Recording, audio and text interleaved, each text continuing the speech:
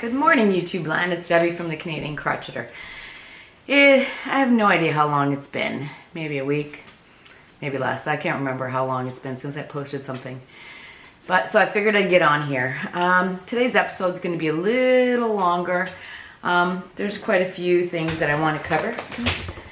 And the old man wants to join me. Yeah, there's a few things that I want to cover. Okay, now Zeus, no, I don't want you sitting on me. Come on. Oh, good boy. You grumbly. You grumbly. Yeah, so let's get right into it. The first thing that I want to address is all the stuff that's been happening. Now, I'm not huge on Instagram. I go and scroll up pictures and I like the things that I like and do a little bit of interaction, but I'm not huge on, as I've said before, technology and I are not very good friends. But I did see some stories that have been going around with regards to, I guess, if I had to put one word to it, with regards to race and in the fiber community. And I read the first story that started this whole thing. And my first thought was, oh, people just need to relax. Come on. They're making a big issue out of it. And then, I read the story and then didn't think about it again. And now I'm going to tell you a story. I was in Walmart after I read that story. And I was buying some other things and bought some yarn that I'm going to show you in a little bit, which is actually combined for, I'm going to do a giveaway in this video as well. Anyway, I was buying the yarn and the cashier is scanning this yarn and she says to me, "Oh, you're a crocheter." And I said, "Yeah, how did you know?" She goes, "No knitter would be caught dead using this stuff." I was taken aback and I'm thinking, what?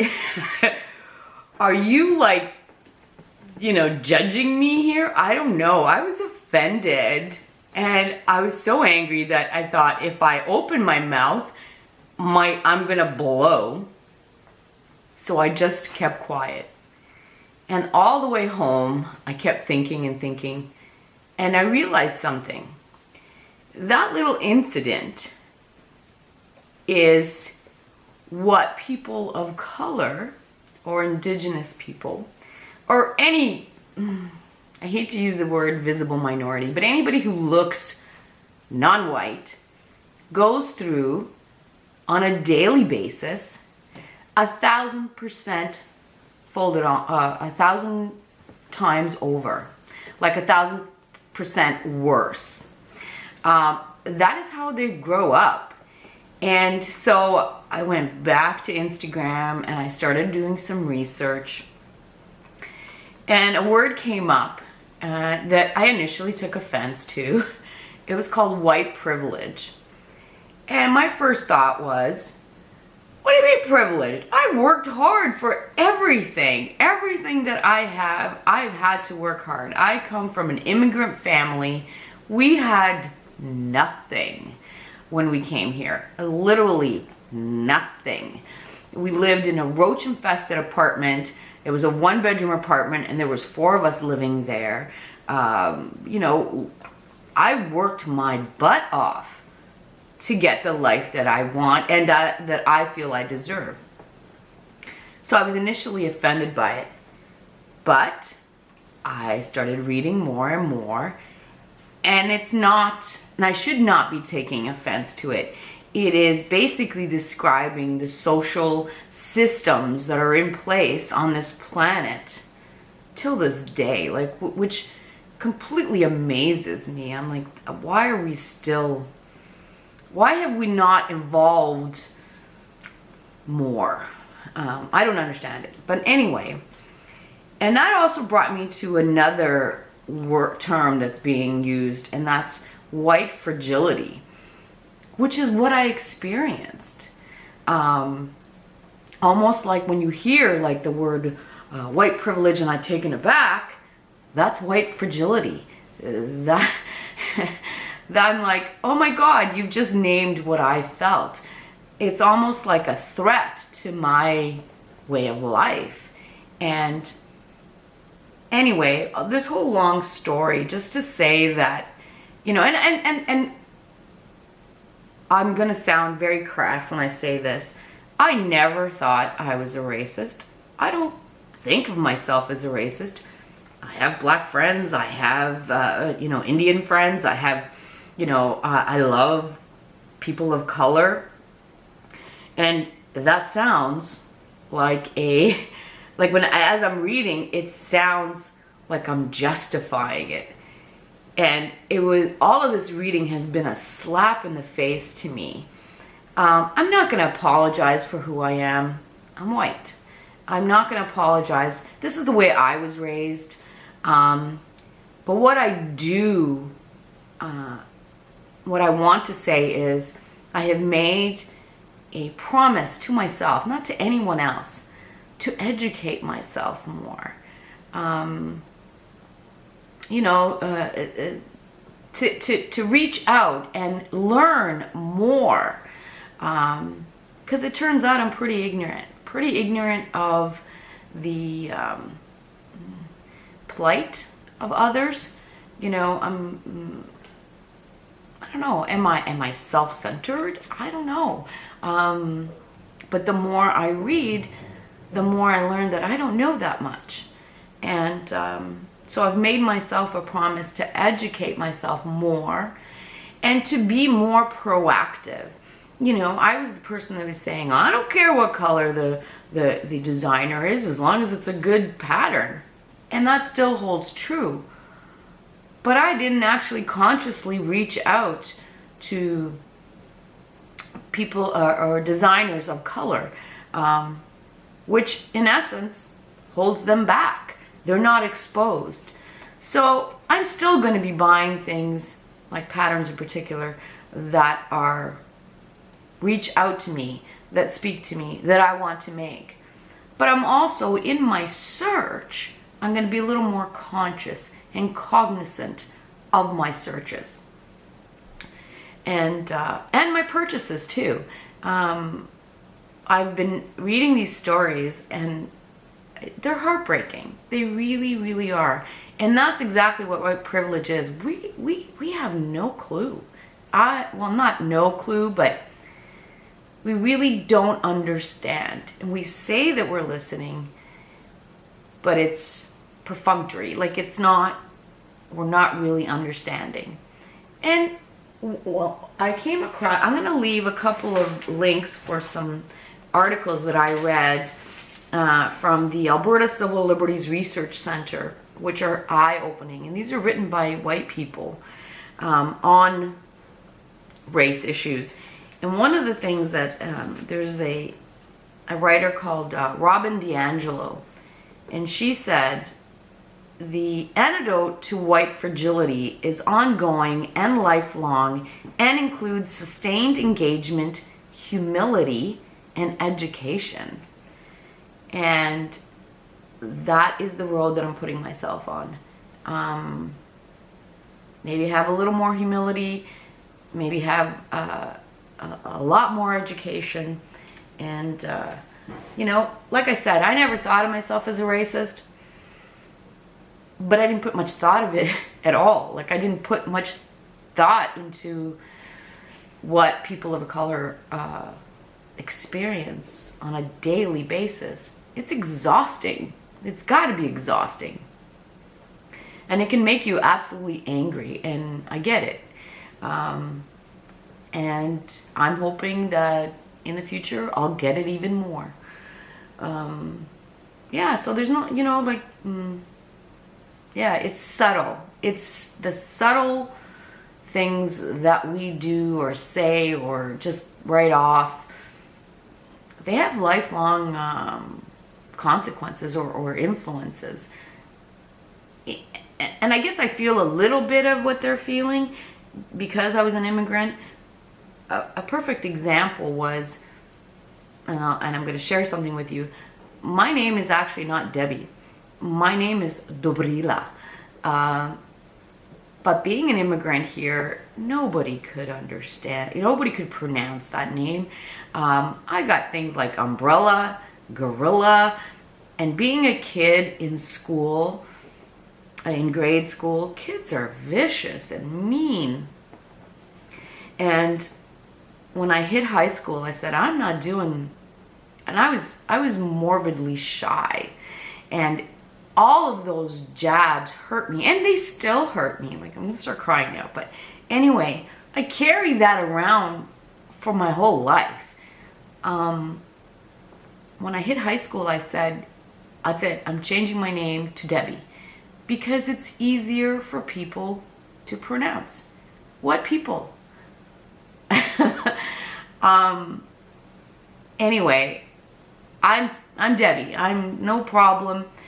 But I remember the pain that I went through being forced to choose who I am and fitting in. And yeah.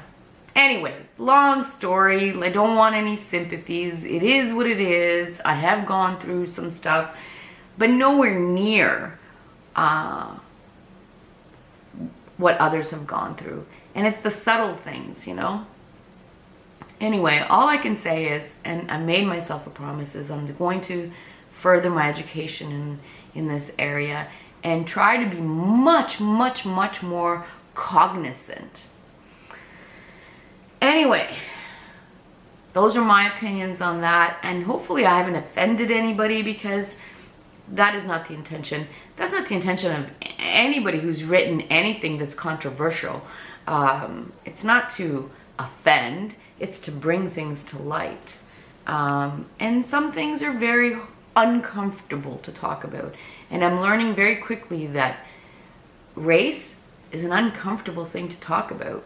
It shouldn't be, but for some reason it is. Anyway, education is in my future. All right, now that we got the hard stuff out of the way, let's talk about some of the difficulties I've had this week. I've had a rough, we are having in the midst of a cold snap here. And due to that, my joints have been acting up. I do not have rheumatoid arthritis. I have something called Sjogren's, which is an autoimmune disorder, and it affects the joints. So I'm back to using my cane. My broken leg is like a grapefruit, and it's black and blue. And it's not due to anything that I've done. It's strictly, we're assuming, the doctor and I are assuming, that it's due to weather. So painkillers, lots of sitting, lots of elevation of the foot. But yeah, it's life. What am I going to do? But probably due to that as well, I haven't been able to concentrate. And I will show you. Okay, so my daughter has asked me to make her some blankets and some pillows. And I thought, oh, I could do that. But I also want to use up as much of my stash as possible, and fairly soon, because I want to enter them all in the Love Your Stash Cal that Hannah over at the Cozy Cottage is having. So I want to, are you okay, buddy? Come on, sit back. Okay, sit back. I want to enter as many of these as possible. But this past week, I just don't have it. I don't know. My brain's not working right. So I started making this pillow with some Bernat blanket yarn that I have left over. And okay, so it looks pretty good, right? And the pattern is from Yarnspirations. I'll leave the link below. Very, very easy. But I wasn't thinking. I didn't have enough to finish the whole, I didn't look at the yardage. What am I thinking? Didn't have enough to make it the proper size that it was supposed to be. So I had a pillow insert that it was supposed to be cover, but it didn't cover. So what did I do? I just cut the pillow insert by a third, stitched it up, and stuffed the pillowcase. So yes, it turned out okay, but it's not supposed to be this size. So I'm like, okay. I don't know if you guys ever get into, have those weeks where it's just, nothing's just going right. This week I've started, I don't even know how many whips. I start something and I'm going, oh, I can't do it. And I go, I want to do this one. So I start something else. I go, oh, I can't. I just can't. I don't know what it is. Maybe it is the weather. Maybe it's making me foggy. So that's why I have a lot of whips. Anyway, I don't usually talk about whips, and I probably won't today either. So anyway, that's my first. It's pretty nice. I like it. So that's my first finished object. Okay, let's get rid of that. Sorry, buddy. Sorry. And then my second, oh, hold on, it's stuck. I got stuck, yes. My second project, Nicole over at DeRabe Creations is having a Colourwork cal. And I so want to enter. I'm not very good at Colourwork. So I found this hat pattern. It's called the Tribal Typhoon Toque by Anne Mancini Williams of Glamour for You. It's a peg for pattern. And let me tell you, boy oh boy did I have issues with this. So I started with, where is it? Okay, started with a black and blue version and got, I can't find it now, I thought I had it here. Got about this way done, and then my count got off. And you can't have your count go off on this because of the pattern. So I thought, okay, it's got to be the black and blue. I'll just put it away. And so then I took out this teal and orange. I got this way, and my count got off. And I'm like, oh my God, what is going on? So I thought, okay, I gotta find. So I finally finished the hat. But I think this is like my fourth attempt.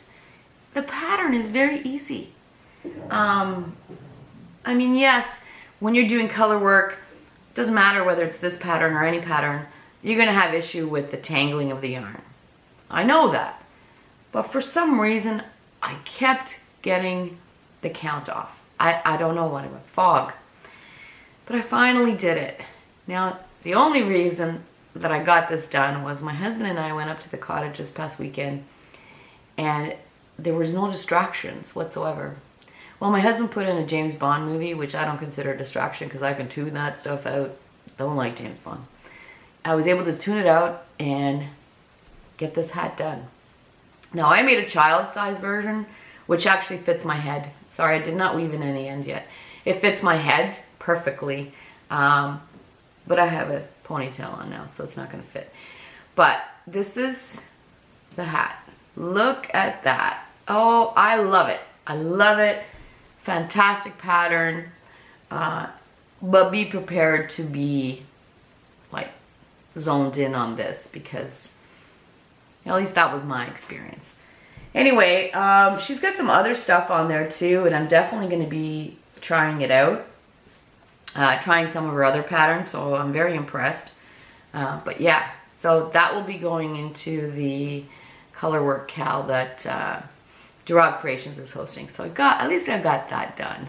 Once I weave in the ends and take some pictures. But yeah, so then going with the theme of being distracted and not being able to figure anything out, the lovely Hannah over at the Cozy Cottage Crochet, I bought most of her patterns. I love her patterns, love her. She gifted me her new pattern, the frost shawl. Soon as I got that email, I'm like, oh, gotta try it. Now, she used Barocco DK or vintage or something like that. Didn't have that in my stash. It was not about to run out. But I did have Barocco Weekend. So it's actually a 75% acrylic and 25% Peruvian cotton. But this is what I used. Anyway, love this pattern. And this is how ditzy I've been this week. So the pattern is like this. So there's flat panels. Sorry, it needs to be block. Flat panels, then a ribbed section, then a flat section, and then a ribbed section. I'm going along. Loving this pattern. It's using half double crochet, my favorite. And after after I did the second ribbing section, I realized, oh my God, it doesn't match. So here's the ribbing, first section of the ribbing. Does that look like ribbing to you? No. Somehow it's on the other side. I thought I counted the rows correctly. Obviously, I did not. Oh, so I just noticed this last night. I've been working on it and loving it, and I'm going, oh no. So I gotta rip back this whole rib section that's opposite. But anyway, it's just me not counting, not paying attention. My head has been like, I don't even know. I have not been paying attention. And that's what you get for not paying attention. But I cannot say enough about this. Okay, my camera decided to just stop working. I think it needed to be charged. So instead of redoing the whole thing, I'm just gonna fuse this to the first video. Where was I? I was talking about Hannah's frost shawl. I love this. It is, even though I made a mistake and I just have to redo it. This is gonna be another one added to my repertoire. The texture is very dense and it feels great. Even though this is a part cotton, I think it's gonna be great. I honestly think it's gonna be one of those, you know how you have the campfire cardigans? This is gonna be the campfire shawl. It's gonna be fabulous. And it's definitely gonna be added to my repertoire. And the next time I do the video, it will be finished. But speaking of Hannah, wonderful, wonderful Hannah. When she sent me this pattern, one, she surprised the hell out of me. Two, she also said that she wanted to give one of this pattern, a copy of it, to one of my viewers. Completely blew me away. That's what this community is all about, caring and sharing. Anyway, so, which brings me to the next topic today. I'm going to be doing a giveaway. Last week, I noticed that I was approaching 3,000 subscribers. Yay! I don't know if that's an accomplishment for me, but I'm going to take it and celebrate it. With a giveaway. I'm going to give away yarn. And it just coincided with Hannah's generous gift. So I'm going to pick, because it's 3,000, I pick 3 winners. And we'll talk about what you have to do in a minute. So the first prize will be Hannah's pattern. It'll be in digital format. And I can't leave it at that. So this yarn that the Barocco weekend, I bought it initially to make a long cardigan, but I never got around to it. So I'm making the shawl out of it. So therefore I have a lot of this yarn left over. So that's going to be the giveaway. Prize number 1 is Hannah's pattern with 4 skeins of this Barocco weekend. There is no color name, but it's like a teal, a light teal color, and 2 skeins of the gray. So that'll be more than enough to make this shawl. So that'll be prize number 1. And, let me get my stuff together here. Prize number 2. As you all know, I like to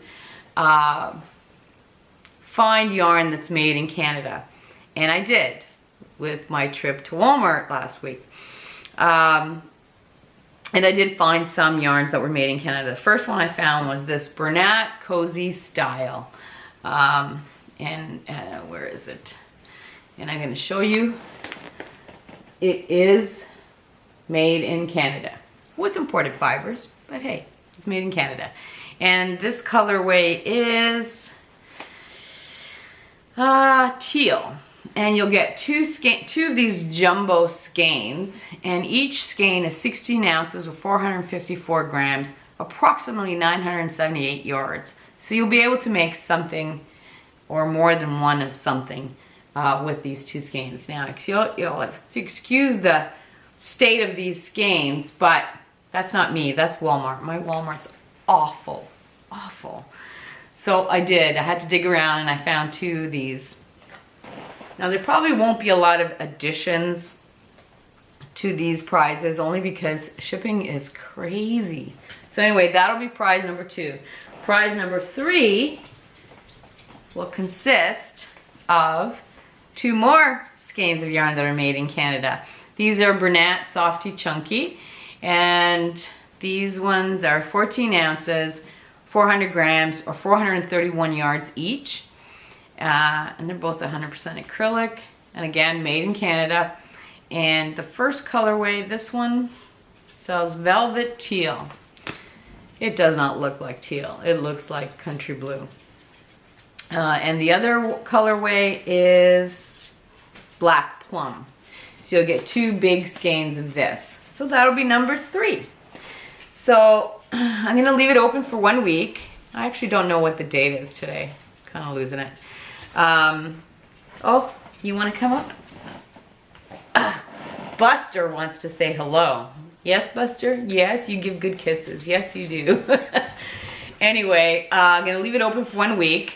I'll put it in the description box what the date that I'm closing it, because I actually don't remember what the date is today. So next Monday, I'll draw 3 winners for these prizes.